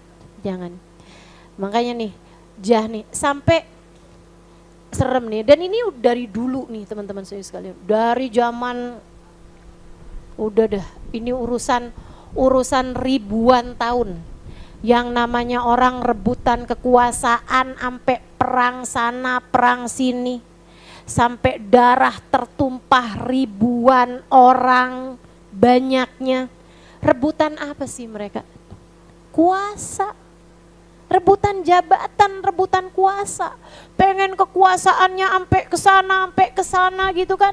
Yang ngebom tuh kamu pikir rebutan apa? Rebutan apa coba? Rebutan kuasa, teman-teman. Sampai yang kayak kepengen merdeka, kemudian membela begini begitu gitu kan, kepengen kepisah dari negerinya gitu, sampai mau ngebom orang ini apa segala macam. Rebutan apa menurut kamu? Kuasa yang diperebutkan sampai nyawa jadi nggak ada harganya. Bahkan kayak sesuatu hal yang kita nggak mau percaya, tapi emang faktanya ada. Pemilihan kapan tahu itu, sampai penjaga ininya banyak yang meninggal dunia. Betul apa enggak? Ya ampun, kayak nggak percaya gitu. Sampai bisa-bisanya, artinya diapain tuh? Dibunuh dengan cara apa saya nggak ngerti juga gitu. Sampai bisa tuh nyawa jadi taruhannya. Kayak apa dosanya, kayak apa dosanya. Ngeri banget teman-teman, ngeri banget. Dah, main aman aja hidup dunia ini. Main aman aja. Sesuatu hal yang sampai dianggap dari dosa, dianggap sebagai perjuangan, jadi kayak rancu, mana perjuangan, mana kezoliman. Iya kan? Kan bahasanya berjuang. Padahal kan kezoliman. Sampai berapa banyak orang mati teman-teman saudara sekalian. Sampai suap-suapan uang segala macam yang haram-haram semuanya jadi halal. Mereka anggap sebagai halal gitu. Tertarik kamu untuk ada di dalamnya? Saya mah enggak dah.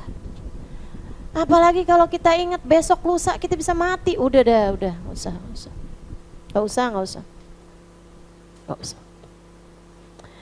Itu kalau yang mengajukan dirinya untuk berebut ambisi terhadap harta maupun terhadap kekuasaan, talabul manzilah wa ta'dhim fi qulubin nas, dan dia mencari pangkat popularitas di hadapan manusia. Faqad ta'arrada bidzalika liafatin katsirah. Dia sedang mengajukan dirinya kepada penyakit-penyakit yang sangat banyak.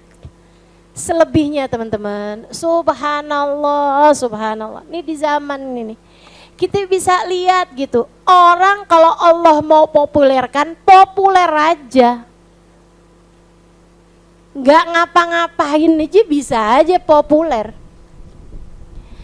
Kenal Gus Baha? Yang di luar nggak kenal? Saya kelulusan Kiai Haji Maimun Zubair. Gus Baha di masa saya pesantren itu juga satu zaman sama saya, meskipun beliau udah jadi ustadz.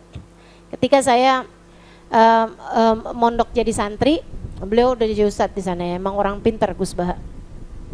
Sehingga sekalian saya muliakan, itu sampai sekarang beliau tuh cuman pegangnya handphonenya itu handphone jadul yang nggak bisa buat WhatsApp, bisanya cuman buat telepon sama SMS. Tapi kalau kamu buka di Google, kamu ketik Gus, keluar langsung pilihan pertama Baha, gitu. Saya nggak tahu tuh duluan Gus Dur apa duluan Gus Baha sebagai pencarian nomor 1 di mesin Google atau di mesin YouTube gitu. Jadi sekalian, Allah jadikan populer. Padahal loh, ceramahnya aja pakai bahasa Jawa. Yang kadang-kadang tuh sama orangnya biar orang Indonesia pada ngerti, yang bukan orang Jawa, sampai dikasih translate. Sampai saya pikir baru ada Gus Baha nih, yang sampai bahasa Jawa perlu ditranslate dengan bahasa Indonesia, luar biasa. Allah kalau mau populerkan, populer aja teman-teman. Betul nggak? Betul nggak? Yang kagak ada mukanya aja bisa populer.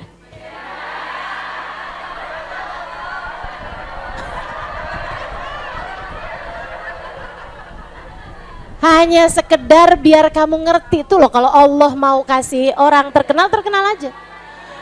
Dulu tuh lagi awal-awal saya ngajar di Jakarta, ketika ada beberapa orang gitu dari pihak-pihak yang ada di bidang itu ngelihat Ustazah nih ilmunya banyak loh, Ustazah nih ini ya Ustazah ya, Ustazah nih menguasai banyak bidang ilmu Ustazah. Ustazah ngajar tafsir bisa, ngajar hadis bisa, ngajar ini bisa, misalnya gitu ya.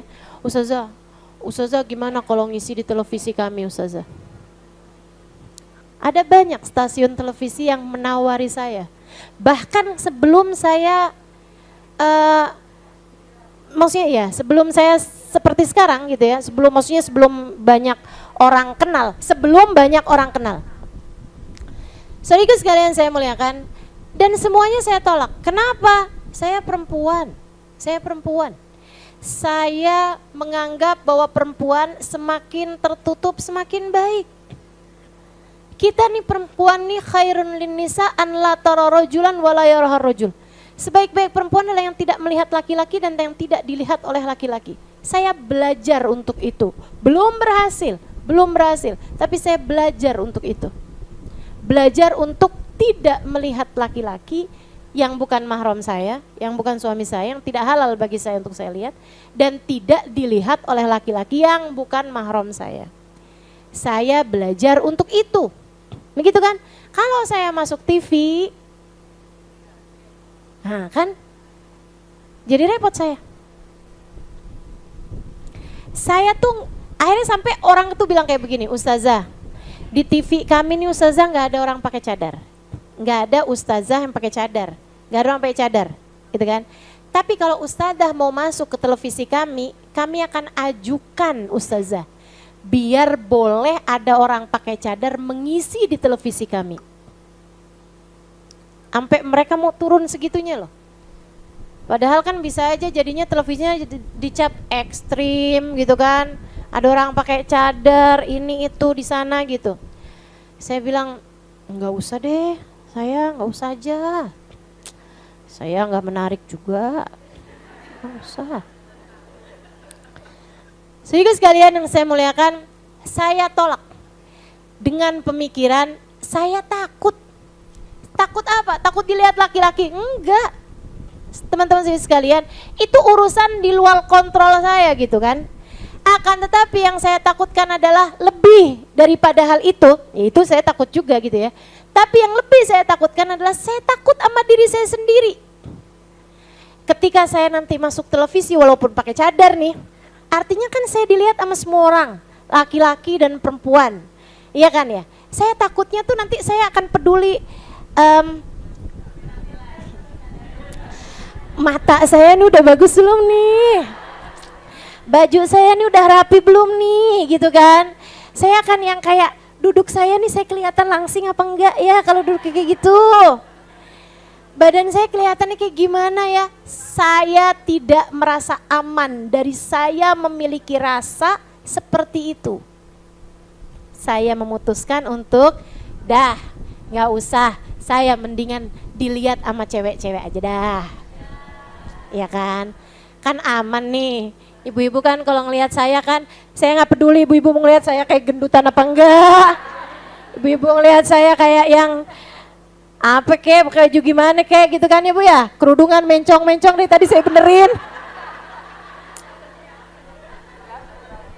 Aduh udah dah Bu, udah. Harap malun aja. Pokoknya waktu saya masuk sih rapi.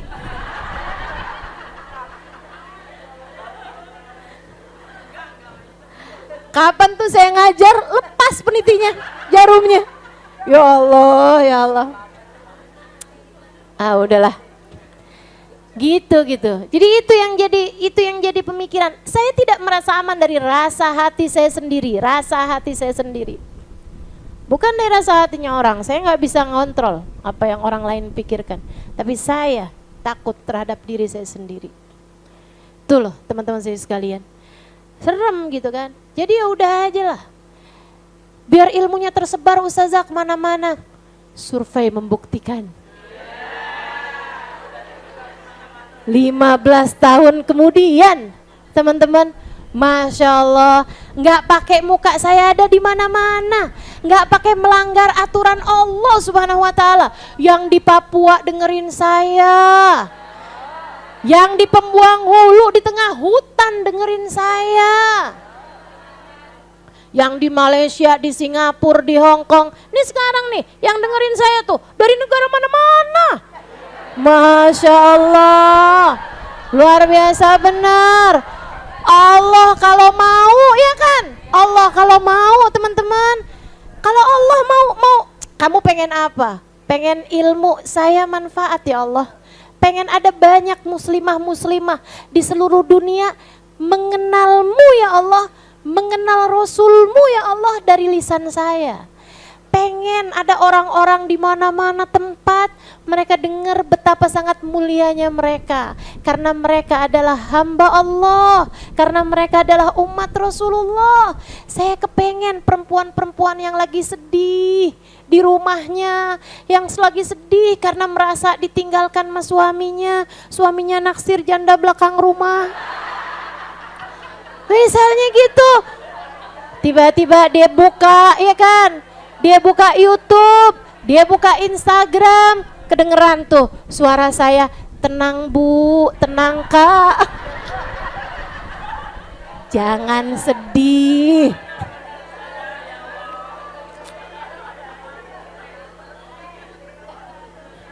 Jangan sedih. Selagi Allah mencintaimu, selagi Rasulullah menyayangimu, selagi kamu dalam jalan Allah, selagi kamu dalam cinta kepada Rasulullah, maka ditinggalkan siapapun tak berpengaruh bagimu. Dia terhibur di rumahnya sana, terus doain saya, makasih Ustazah. Kan begitu? Dan itu sudah sering saya dengar dari orang-orang. Saudaraku sekalian, ada seorang ibu, seorang perempuan bercerita sama saya, Ustazah, saya melahirkan anak saya dan kemudian anak saya bermasalah. Anak saya di inkubator Ustazah, saya sendiri juga bermasalah, badan saya juga sakit, saya ada di satu ruangan, anak saya entah di ruangan mana, saya dari sejak melahirkan dia Ustazah dengan disesar, saya belum melihat mukanya Ustazah seminggu penuh. Ya Allah Ustazah, rasanya kiamat, rasanya kesedihan yang luar biasa. Ustazah, hari-hari itu saya hanya ditemanin suara Ustazah, yang setiap kali saya dengarkan tuh, saya rasanya kayak lagi dipuk-puk sama Ustazah, kayak lagi dibilangin yang sabar, tenang, tenang, Allah bersama denganmu, tenang, tenang, Allah bersama denganmu. Kita nggak tahu, itu yang saya harapkan, bukan popularitas. Itu yang saya harapkan agar suara saya didengar oleh muslimah manapun. Agar apa yang saya sampaikan sampai di hati orang-orang sebanyak mungkin. Saudaraku sekalian yang saya muliakan, dan itu tanpa harus melanggar aturan Allah. Luar biasa, maha baiknya Allah, bukan? Jadi nggak usah minta hal-hal yang kayak beginian nih. Ya Allah, jadikanlah saya menjadi orang yang dicintai oleh semua manusia ya Allah. Nggak perlu tuh yang kayak begitu-begituan. Kalau Allah mau tuh ngasih, Allah akan letakkan kemanfaatan sesuai dengan keperluan. Kan begitu ya? Nah tuh, nah sekarang tinggal bagaimana kamu dah menjadi orang yang berada di jalan Allah Subhanahu wa taala. Berpalingkah kamu ketika ada orang yang menyanjungmu? Hati kamu gimana ketika ada orang-orang yang memuliakan kamu gitu? Gimana dirimu dengan pandangan-pandangan orang gitu? Iya kan ya? Misalnya gitu, kalau saya dibilangin itu Ustazah ada yang benci sama Ustazah, oh wajar. Saya aja kalau ketemu sama saya belum tentu saya suka. Wajar, oh berarti saya manusia. Teman-teman sekalian saya muliakan, Nabi Muhammad loh, manusia sesuci itu, manusia sempurna itu. Ada yang benci apa enggak? Banyak. Sampai zaman sekarang. Bahkan bukan hanya dari kalangan non-muslim, bukan hanya dari kalangan kafir. Yang muslim, yang akunya paling Islam gak suka sama Nabi Muhammad banyak.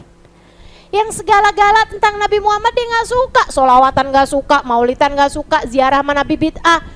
Apaannya gak suka, apaannya suka cinta sama Nabi Muhammad? Gak cinta sama Nabi Muhammad namanya, bukan? Saudaraku sekalian, orang merayakan maulid Nabi, hari kelahirannya Nabi, mereka bilang bid'ah. Mereka gak suka, mereka pengen, mereka menganggap yang merayakan maulidnya Nabi bakalan masuk neraka. Ini kan aneh nih. Mengagungkan hari kelahiran manusia paling mulia, kok katanya masuk neraka? Ente kok bisa gak cinta sama Nabi gitu? Dia bilang, oh kami cinta sama Nabi. Cinta dari mananya? Kami datang kepada Nabi Muhammad dan kamu bilang Nabi Muhammad telah mati? Kami bersolawat kepada Nabi Muhammad dan kalian bilang bahwa itu adalah melanggar syariat agama? Kami berkumpul untuk mengingat-ingat baginda kami Nabi Muhammad, untuk bersolawat salam kepadanya. Dan kamu bilang itu adalah sesuatu hal yang bisa membawa kami kepada neraka. Dan kalian mengaku cinta kepada Nabi Muhammad, cinta di mananya? Cinta di mananya? Bukankah cinta artinya adalah mencintai apapun yang berkaitan dengan yang dicinta? Saudariku sekalian yang saya muliakan, Nabi Muhammad sampai zaman sekarang banyak yang benci Nabi. Sampai zaman sekarang sudah 1400 tahun yang silam. Masya Allah. Jadi kalau ada orang benci sama kita, ya wajar banget. Wajar banget. Kamu kalau ketemu sama kamu belum tentu cinta. Betul? Kamu bayangin deh, kamu ketemu sama orang kayak kamu, persis gitu. Kira-kira kamu cinta apa sebel sama dia? Tuh. Makanya ada orang bilang gitu, Ustazah ada orang sebel mau Ustazah gitu. Wajar. Saya aja kalau ketemu sama saya bisa jadi sebel saya. Jadi sangat mungkin, iya ampun, mali-mali terus. Dadah. Wa ta'zim fi qulubin nas. Faqad ta'arada bidzalika li afatin katsira kal kibir. Orang tuh kalau terlalu cinta sama dirinya sendiri, cinta sama harta, cinta sama jabatan, cinta sama keinginan dianggap besar, cinta sama yaitu dia menganggap besar followers, dia menganggap besar orang-orang yang semakin banyak kenal sama dia gitu ya. Dia orang populer, dia orang terkenal, dia orang selebritis gitu. Jadi sekalian saya muliakan, itu dia tuh kayak memungkinkan dirinya, kayak ta'arud, mengajukan dirinya untuk kena berbagai macam penyakit. Penyakitnya tuh apa? Sombong. Kayak orang jatuh di got loh. Kalau misalnya nggak mungkin kan, saya mau jatuh di got tapi saya tetap bersih. Ya ada ceritanya. Kamu jatuh di got, ya berarti kamu ta'arud. Kamu mengajukan diri untuk kotor, untuk bau, untuk kena najis. Kan begitu. Demikian pula dengan orang yang cinta harta, cinta jabatan, cinta popularitas, cinta nama baik, harga diri di hadapan manusia gitu. Saya ingat ucapan Sayyidil Habib Umar bin Hafid. Ada hadisnya Nabi Muhammad, sesungguhnya harga diri seorang muslim ada pada bangunnya di waktu malam. Kata Habib Umar bin Hafid, jangan merasa punya harga diri kalau kamu bahkan tidak bangun di waktu malam. Kita nih suka ketinggian naruh diri nih. Bangun malamnya kagak, ngerasa dirinya udah kemana-mana.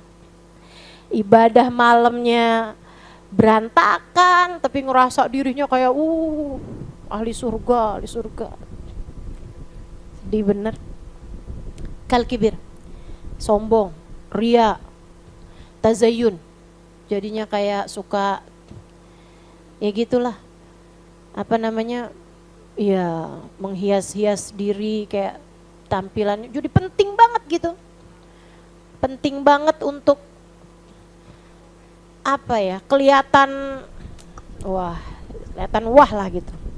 Watasonno gitu ya, jadinya tuh kayak muji-muji orang, kayak terlalu gimana gitu, jilat-jilat orang. Teman-teman saya sekalian, jangan suka menjilat, kamu bukan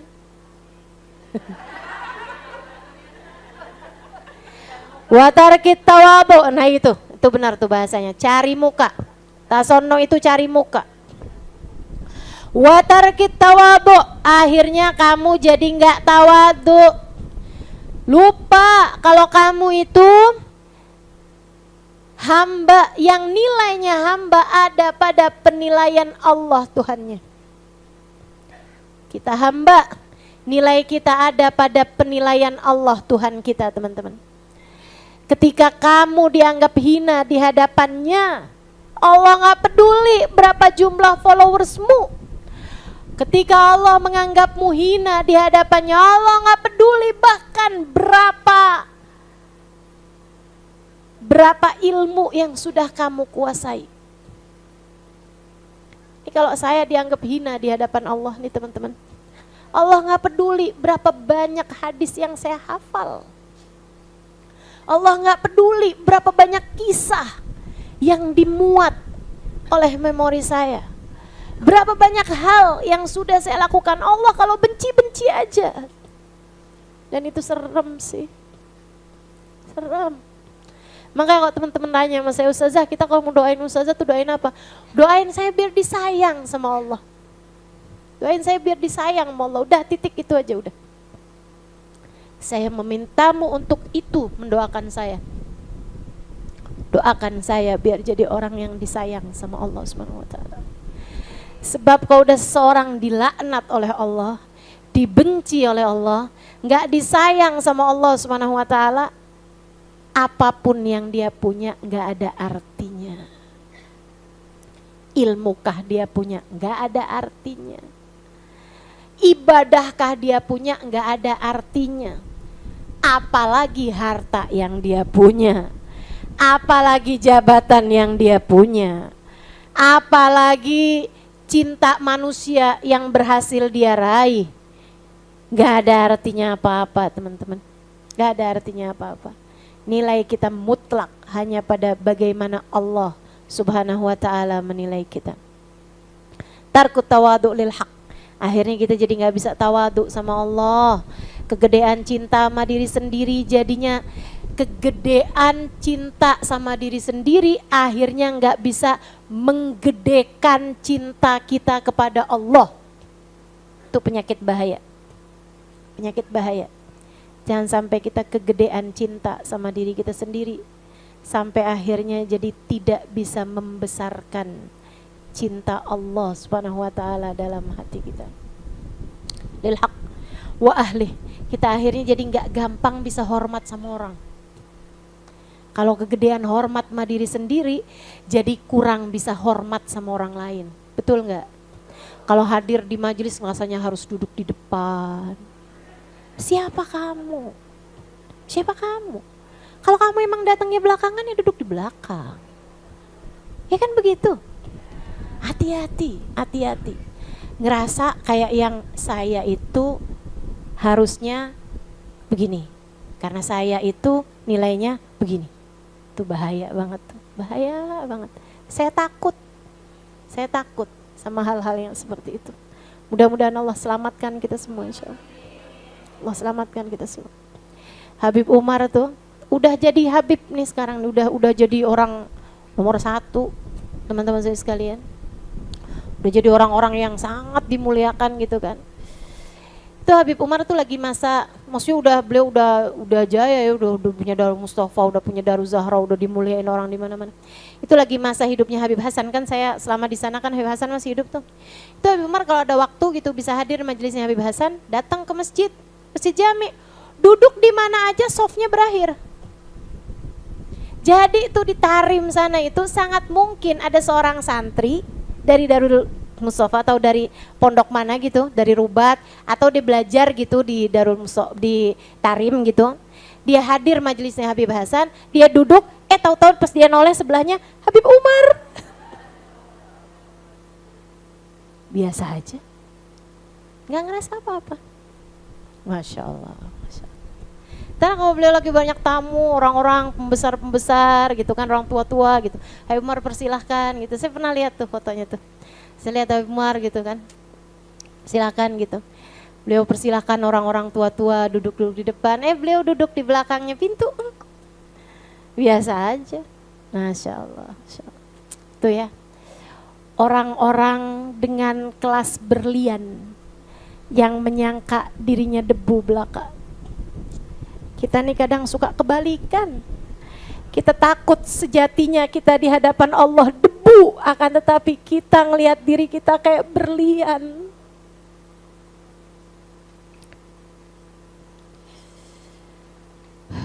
Ngeri bener saya ngeri teman-teman. Doakan biar bisa selamat, amin. Tarkit tawadu lil haqqi wa ahlih, karahiyatul humul. Jadinya senangnya kayak dikenal gitu. Ila ghairi dzalika minal baliyat, dan juga penyakit-penyakit lainnya. Oh, banyak banget deh. Mudah-mudahan Allah terhindarkan kita dari semua penyakit-penyakit ini insyaallah. Amin ya rabbal alamin. Biar kita ngerti belajar tawadu. Biar kita ngerti. Biar kita belajar buat tawadu. Saya bahkan gak bilang biar kita tawadu, tapi biar kita belajar tawadu. Karena kita nih kayaknya segede-gedenya yang bisa kita capai adalah baru belajarnya doang. Ya, seenggaknya belajar masih mendingan lah daripada yang nggak belajar. Ya, mudah-mudahan Allah ajarkan kepada kita ikhlas. Mudah-mudahan Allah ajarkan kepada kita tawadhu. Allah ajarkan kepada kita menilai diri sebagaimana hakikatnya insyaallah. Ala hadhihi niyah bikun niyatin salihah jami'ah syamilah la hadratin Nabi Muhammad sallallahu alaihi wa alihi wasallam. Al-Fatihah.